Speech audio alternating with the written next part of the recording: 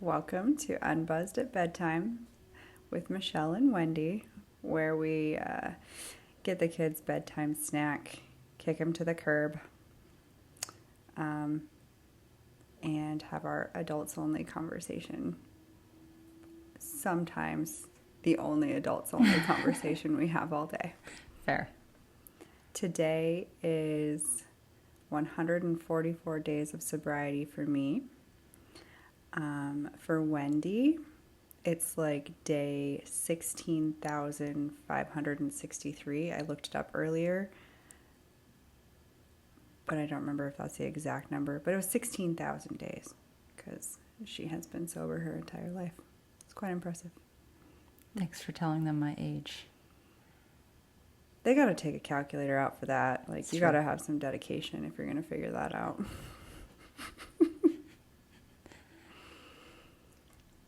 What did you want to talk about this evening? Well, we promised last night that we would talk about our 5K today. Yes. Yeah, That was fun. it was fun. Mm-hmm. Go ahead. Well, I don't have new artwork. It's You can't see it. Okay, There you go. there it is. It was a super awkward position for my shoulder. I'm surprised it didn't pop out. Anyway, we wanted to do family T-shirts or something supportive of you. We just didn't make it happen in time. Next year. Mm-hmm. So instead we decided to take some marker and write 144 all over our arms, which got enough attention. It did. Lots of asks, what does 144 mean? And it's exactly what I wanted it to do. Yeah. And you were able to share that was, you're on day 144, which I don't think you said at the beginning of this. So today's day 144. I did. Oh, you did. My I bad. did. You weren't listening. I wasn't. Oh, man. I was thinking about what I was going to say. Oh, classic. Ouch. So we all the kids really enjoyed having the 144, although they have absolutely no idea what that meant. Zero clue. They, and then it didn't match the bib number, which caused a problem for our OCD child. And anyway, we got through it. Mm-hmm. The beginning was really nice. We got to meet the folks putting on the race and hear a little bit more about their story. And then we got to meet with people we'll probably collaborate with moving forward. So they're local people, same mission, a lot of the same goals. One conversation that I thought was super interesting right there at the beginning that we had, a lot of businesses, if they're similar in nature, it's like, oh, they're our competitor. Yeah. I've said it a million times in my previous work. Yeah. But that doesn't feel this way in this business, right? Like, right. I hope that our competitors, if you will, people doing same things or same type of mission, I hope they're so busy that they have to refer out, or I hope that they're so busy that they can't handle it anymore, because that means that our mission, all of us have the same mission, to get people into rehab, to keep people out of rehab, to keep people sober, to get people sober, to support the families in this. All of us have that same mission. And so if we're all super, super busy, perfect. Yeah. And we're not trying to steal clients or people from these other groups that we met today. And that feels really, really good. So, maybe we can all support each other and collaborate. Absolutely. And everybody's mission's a little bit different. Mm-hmm. So I think it'll be super easy. I enjoyed that part. I enjoy marketing. I know that's not your jam. It's not. And I'm proud of you. You didn't get super rambly. I didn't. I did good. I think the setup didn't allow for that, maybe. Yeah. So There's that was time good. constraints. But, the conversation that you're talking about, like, competition really doesn't exist in the recovery space. Mm-hmm. In this setting, right? maybe there's some competition among rehabs, but that's not where we're at. We are trying to build community, and networking is part of that. And if we can grow a community to support people in recovery, loved ones of people in recovery, that's all we want to do. Mm-hmm. I think I'll speak to my other takeaway, aside from the fact that I'm out of shape. That might have been number one takeaway. Oh. And don't run a 5K if you haven't run in over a year. Yeah. I mean, on the pickleball court for a very brief amount of time, but that doesn't count. Also, I also learned our children talk a good game and then can't really produce. That's another day. So I ran with 3 of our kids, and you walked with the other 2. So the run was 5K and the walk was about a mile, right? I was stuck. Side note, I'm sorry, but if people are counting, we have 7 children in total. 5 participated today. Yes, I know that's always confusing because we always have like a different number of kids we're talking about, and they're probably like, wow, those 2 don't even know how many kids they have. I mean, that's At fair. times. That's fair. Fine. Sometimes we don't know, but Today we know. Today we knew. So I was stuck with our youngest in my group, who would, run. No, you weren't. No, the youngest kid in my group is who group. I was stuck with. Okay. Because the other 2 were able to run a little bit more.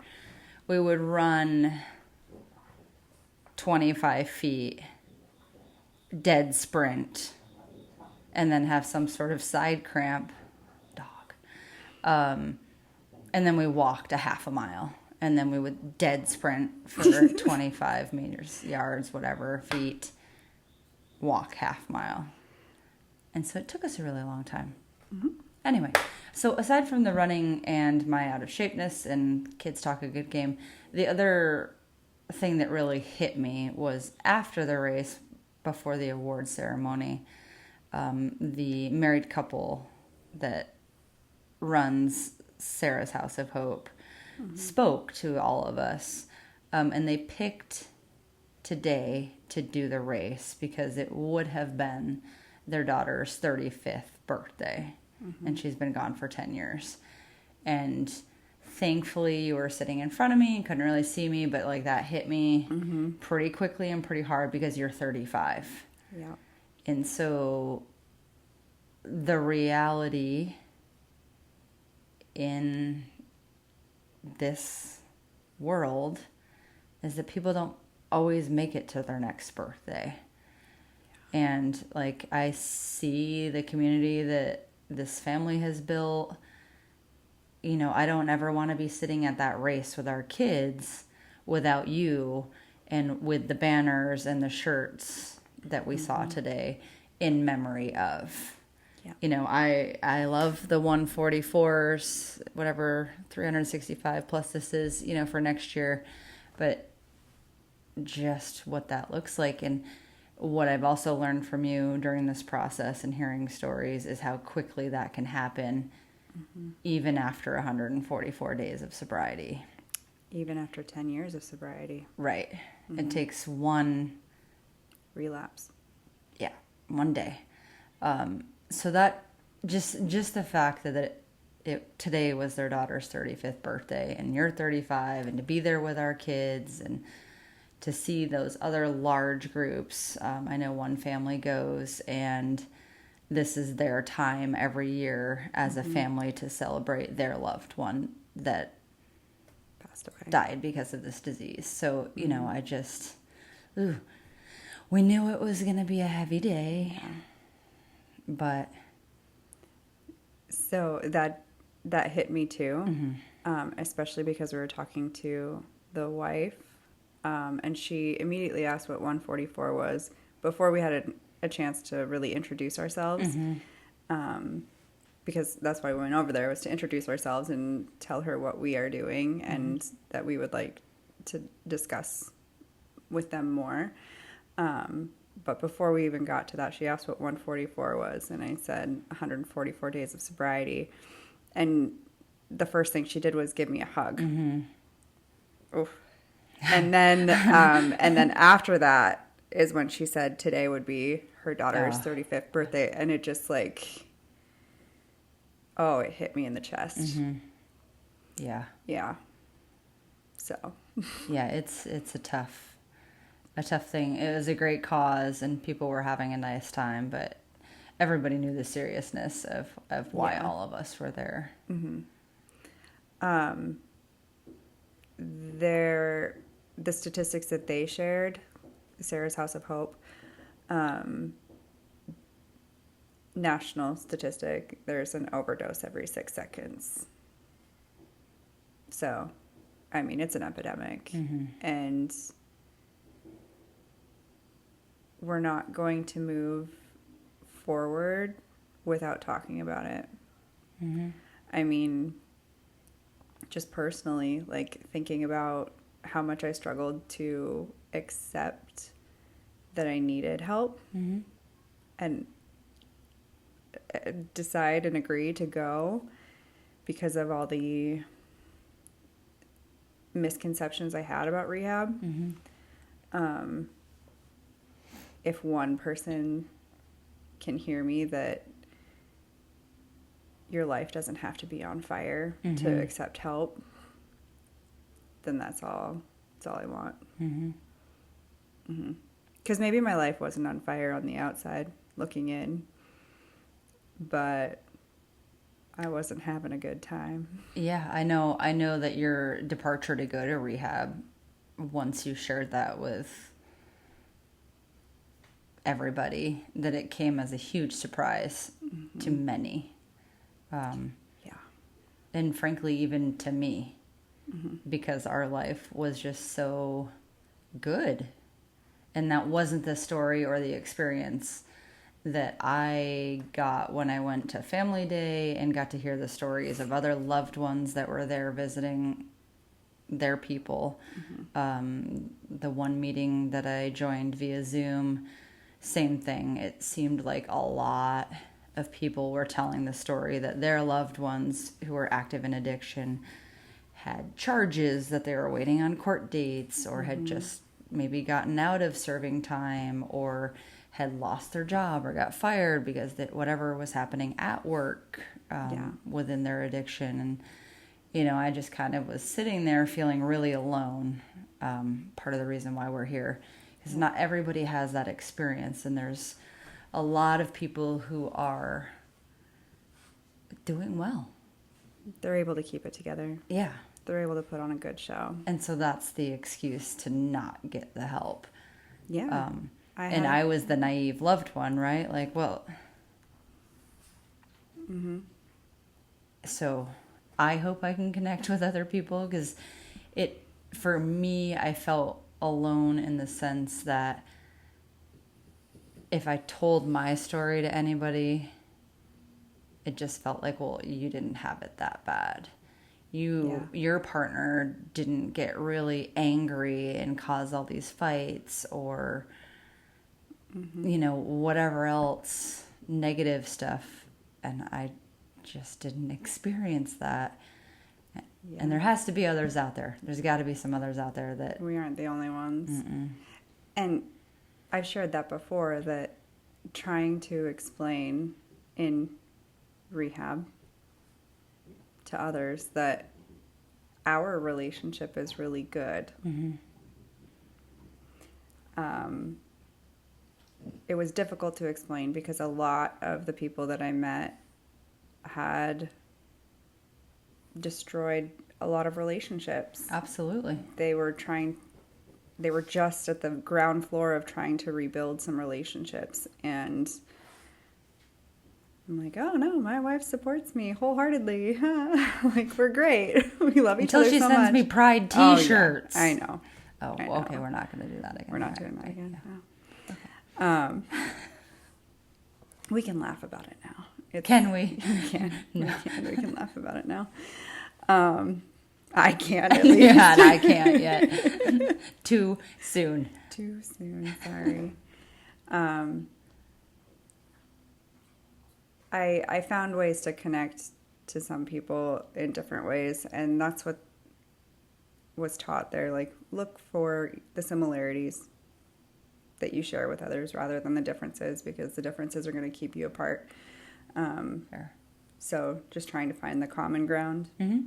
But the common ground was very rarely a good marriage. Mm-hmm. Yeah. Or like, you know, one that hadn't been impacted by their actions in addiction. Mm-hmm. Not saying that you weren't impacted, because you were. I don't think I knew that until now. Yeah. What I was actually impacted by, looking back, because things were still so good. Mm-hmm. They're just better and safer. Yeah. Because just like that feeling that you're always one relapse away from something really bad happening to your life, I feel like that same story can be said that you're one relapse away from a charge that you can't get out of, or something stupid regarding work and you can't come back from, you know, just that one thing. And so with you being sober, there's a safety in that for me, and I wouldn't have recognized that before. And again, we still haven't gotten to our story, right? Like No, outside of just sobriety. Yeah. But what I didn't know, but I know now, is that I've never known you unbuzzed. You haven't. Well, now I have. For 144 days I have. But prior to that, I had no idea. Just because our story was so fast. Fast. Right. And yes, you knew me for like periods of brief sobriety, but it was nothing that was like super intentional. Or I said I was sober, and I wasn't actually, but you didn't know. Fair. Right.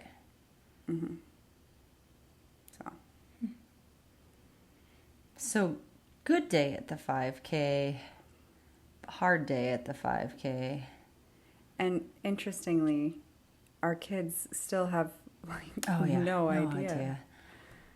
Yeah, that's something we definitely want to get into on a podcast, right? Just telling our story and what we've chosen to do with that. We don't know if that's right or wrong. We have absolutely no idea. There's no manual. There's no handbook. And if there is, it's so different for every family. But yeah, they're just absolutely clueless. They're all irritated. The 144s are kind of worn off after they played outside for the last 4 hours. And they just are going to bed having no clue tonight what 144 means. Or how serious of a day of an event that we attended. So... On a lighter note, let's just talk about one of our children today. He really prefers to be at home. Yes. Yes, he has a lot of anxiety outside of the house. Yes. And so we try to limit sometimes for him, but today he was going. He was excited at first. It quickly turned. He did not want the numbers on him. No. For whatever reason, that was super offensive to him. So he did not. So That's we didn't give him the numbers. I don't think he really loved the running bib number. No, didn't love that. So that went on his back. Fine, didn't matter. Pretty miserable there. He didn't like the check-in process. Didn't like it when the wind was blowing. Didn't like the playground that we play at once a month for 3 hours, and they can't even stop and take a drink. Yeah. So didn't like that playground. Liked the sucker. Yep. One of the booths had sucker, so that was okay. He certainly didn't like cheering on us. No. Because he was real crappy every time we came around that circle. He was crying. Yep, crying. And then he opted to try to walk with one of the siblings that was in the running group, and then he wanted to be with us, and I wouldn't. Just a real unhappy guy for the majority of our time there. Yeah. And then we hung out with our neighbors a little bit tonight to hear that he's been wearing his little star medal that he received from participation trophy. the said event, as if he's won the Olympics. Yep. And how proud he is of his participation today. And we had to inform them of what it actually looked like the entire day with said child. Just like, oh my goodness. And so the running group had to do 3 laps. Mm-hmm. The walking group just had to do 1 lap. And the whole lap, I was like, yep, it's just a little bit further. No, it's not. Yes, it is. We just have to get to the finish line, and then you can go play if you'd like. He made it. Yeah. Barely. You made it with him. Yes. But then he'll talk about this for the next week. Yeah. He's probably sleeping in the meadow right now. Probably. Kids. I was proud of myself, though, because oftentimes with him, in particular, the crying, mm-hmm. the sobbing, the being defiant, sometimes I end up giving in and, like, just go do what you want to do, because mm-hmm. I don't want to. It's just a difficult dynamic sometimes, mm-hmm. but made him stick it out. Mm-hmm. Yeah. And I didn't get super frustrated with him. Yeah. So. Which is different. That's a lot different. Yeah. I loved it. It was a great event. It was great networking. We met a lot of awesome people. We've got a lot of emails to write mm-hmm. tonight and tomorrow. Get to go look at some new spaces and see what everybody else in the community is doing. Yeah. I also thought it was cool that it potentially sounds like maybe somebody was there that was thinking about going to treatment, or mm-hmm. they were at least like really seriously considering it for a loved one who sounded mm-hmm. agreeable. So it brought out all of us.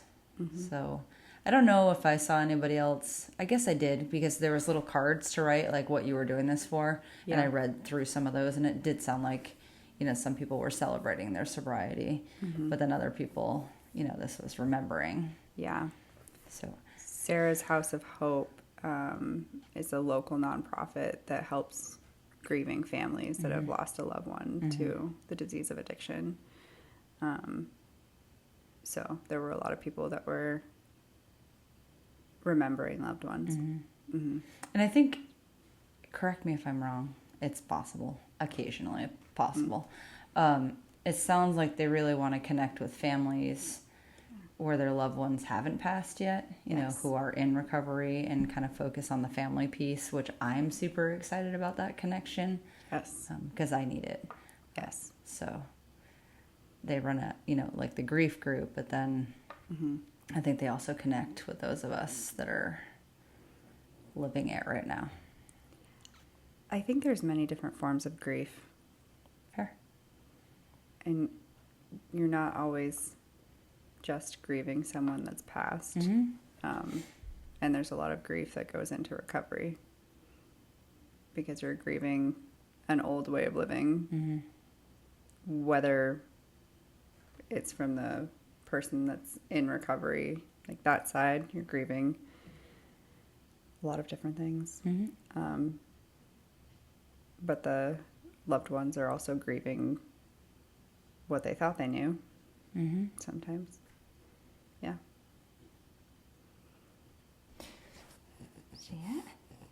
Here's our special in-studio guest, Lottie. Hi. Hi, baby. You will hear her snoring in the background. She is grieving our previous bedtime routine mm-hmm. that didn't include recording. So she does not allow us to keep her out of this room while we are recording. So you will hear her little snores in the background, and see, she's so cute. You can't get mad at her. She just interrupted us, which is why we had to pause. And she looks mad. Collect her Are you mad? Okay. Hi. You're not mad. Okay. Now, can you go be good over on your bed so we can finish? We have to tell them good night. Mm-hmm. Okay. All right. You got this.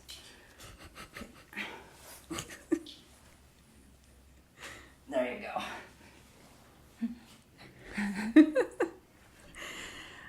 So, thank you for sharing another evening conversation with us, whether you're living in recovery, exploring a sober, curious lifestyle, supporting a loved one, or simply taking a quiet pause at the end of your day.